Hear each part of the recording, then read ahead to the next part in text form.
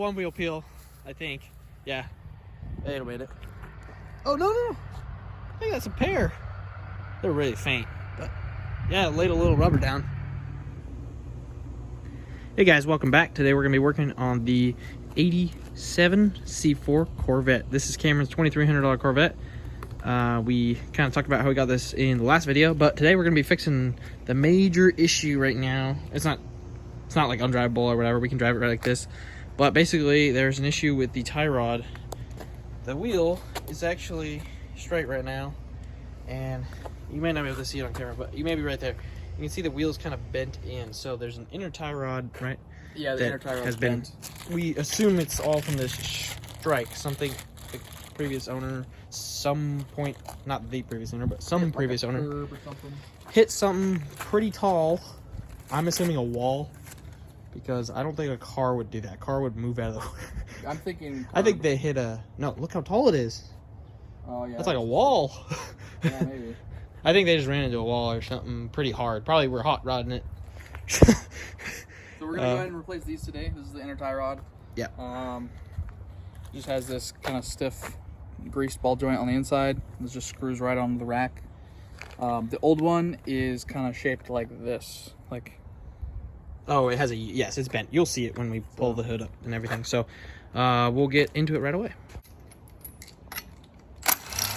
Okay, Cameron's got the car up in the air, taking the lug nuts off, get access to this wheel and the suspension. We're gonna pop the hood here, and you guys can see, I don't know if these are, I don't know. We gotta clean the wheels, they're kind of grody. Everything's kind of grody. So, getting down in here, good thing is when you pop the hood, you get a lot of suspension access. So, you can see Cameron's literally standing in the wheel well. It's pretty awesome. And this is what's bent. Oh boy, oh. Yeah, that's not supposed to look like that.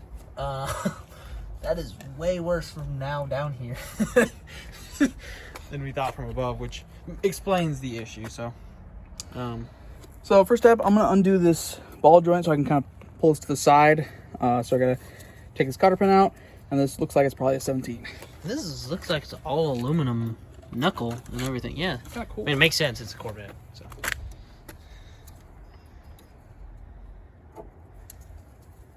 So he's gonna get in there and just remove that castle nut. Yeah. Okay, Cameron's got the. You said it was like 18 or something. So, oh, it was probably just SAE. Yeah, it's SAE. So. I don't have the size, but 19 was a little big, but it worked. So he's got a ball joint, compressor, pressure kit. You're going the wrong way. Oop.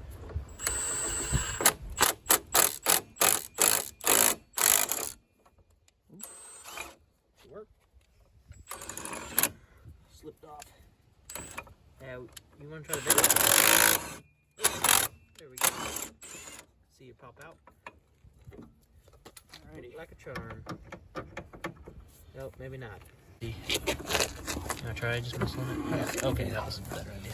All right. Yeah, I was gonna say that the ball should have bent like the end of it, and then it would. Yeah, because usually it sits like that, and this part is down here. Yeah, it comes down, and then the ball joint's at an angle up here. Yeah, so the inner ball joint is just mixed or maxed out. So next step. Oh yeah, that one. Look at that. Yeah, it's not that bad. Well, we don't have that one, so. I'm not gonna replace it either. All right.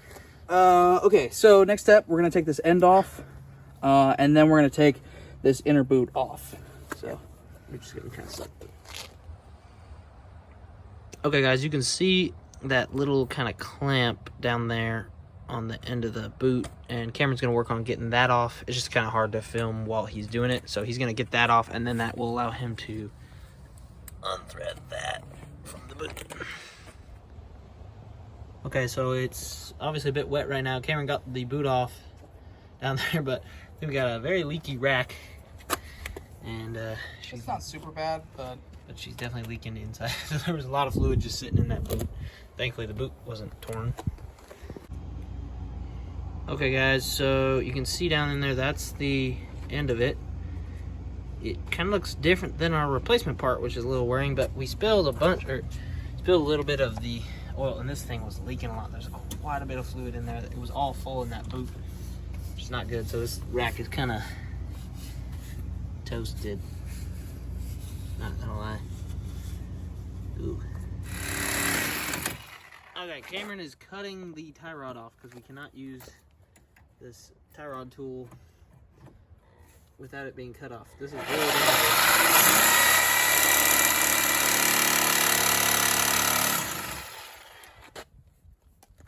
I don't know how hard this steel is, so you need it. Yeah, you need the.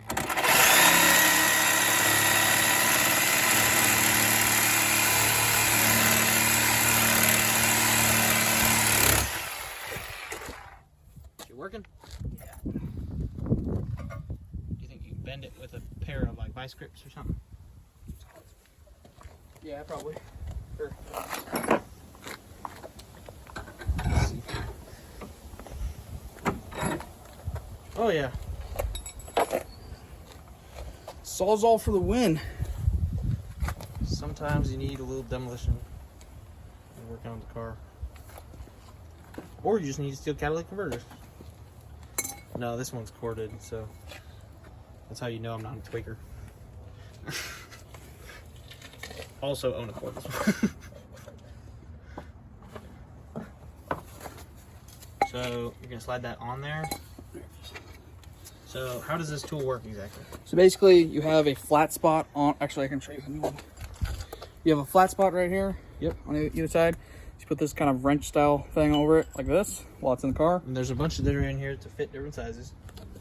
And then you slip this all the way over the end. That's like a big torque tube in essence, or it's like a thing that slides over. You lock it in place in here. And then that allows you to twist it on and off. And it's got a half-inch bit at the end. Yep.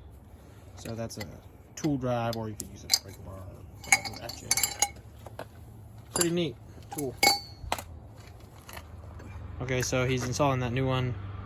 He just kind of head threaded it on, and there's no torque spec with these. At least Cameron couldn't find one. So we just kind of did it till the threads bottom out, right? Yep. And the other one wasn't that hard to get off, anyways, with the breaker bar. So. And then all we're gonna do is kind of jam those little pieces down, like in those flat spots like I showed you. Okay, so I'll go get a big screwdriver, big flat head, and it's kind of like a crimp, basically. Yeah. Okay, so the new tie rod is in there.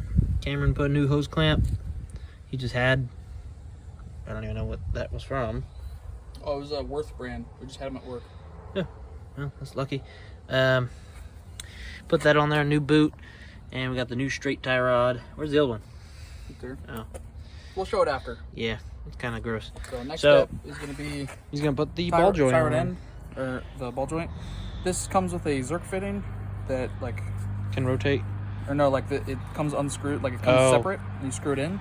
So that's like the old one. The old one. Yeah, old one's like this as well, so... Make sure that's on there. And then we're gonna use the old bolt just because it's more OEM. Or yeah, old nut. Twist that on there. Now, when taking the old one off, I counted the amount of turns, which was 19 from the top. So thread the ball joint threads. So it'll be 1, 2, 3, 4, 5, 6, 7, 8, 9, 10. Yeah, I will say that ball joint is definitely 12, not OEM 13, style in the sense 14, that the way 15, it's designed is a little 16, bit different. 17, 18, 19. That's snug. And then you tighten that up against. Take this cast nut off. And we'll just kind of force it into the...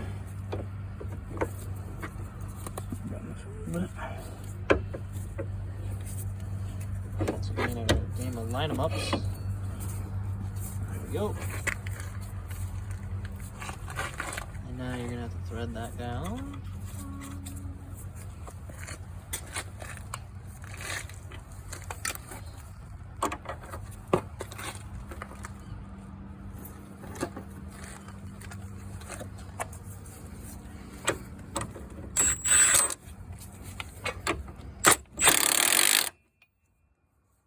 Should be about tight enough. according to Cameron, that's tight enough. I'm gonna go ahead and put in this new cotter pin. There probably is a torque fit. I actually looked and there is not. So could be wrong. Could have looked in the wrong place, but just kind of. That came with a new quarter pin? Yep. Sweet. And this one, oops. This one off to the side. Like that. Well, all things considered, that's a really easy job. Not gonna lie. Yep. Makes it really nice having that top access. Right. Why did that move? Huh? Oh, the rotor? It's just loose from the hub. That's normal. The rotor. Okay, I thought the hub moved, and I was like, I don't think that's. So we're gonna go ahead and kind of snug up that inner tie rod bolt. Yep.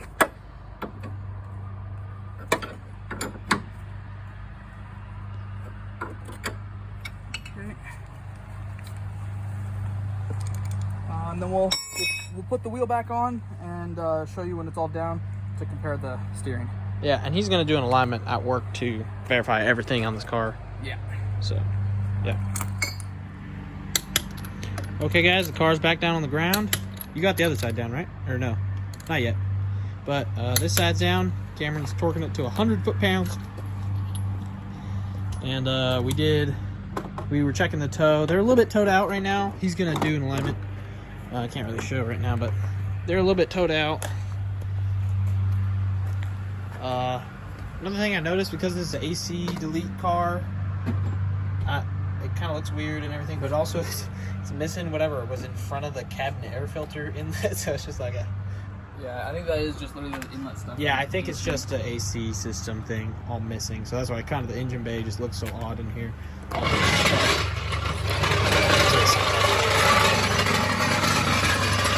thing.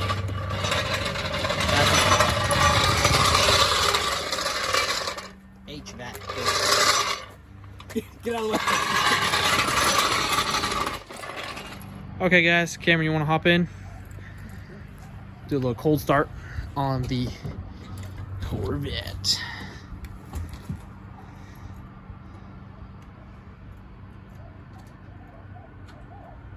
Oh yeah. I will say it looks pretty good in the back. It's dirty right now. You can see, but like 10 feet back, this thing looks pretty good. It needs a little bath. You want to try to do a little burnout? Not up here. Yeah, down there. Ready to go. That was a good one. I think it laid down a pair. Actually, Nice. I walked. It didn't smoke up enough or anything, but it's got meats on the back. It's got 275s. So that was a good one. Dude, every time I go up on the gas, this thing comes up. Yeah, the column's a little loose. I have it locked like this, and it's going. The accelerometer. And also, now that I did that, the target top's loose again. Doing a burnout? Yeah, because this is like the target top is like this. Yeah, so that's kind of a structural member, guys, if you don't know. Yeah, this originally it's supposed to be a T-top, so there'd be a bar coming down the middle, but when you pop it off, it's empty. So yeah, that's why this is bolted on instead of like clipped on, is because it has to be structural. yeah. And one of the corners, the bolts are missing. Yeah, so that's why it's loose. And then the other side, the nut keeps on backing off. Out. So we'll have to mend that. But we're going to take it a little ride, so that was cool. So thanks, guys, for checking it out, and we'll have more Corvette content soon.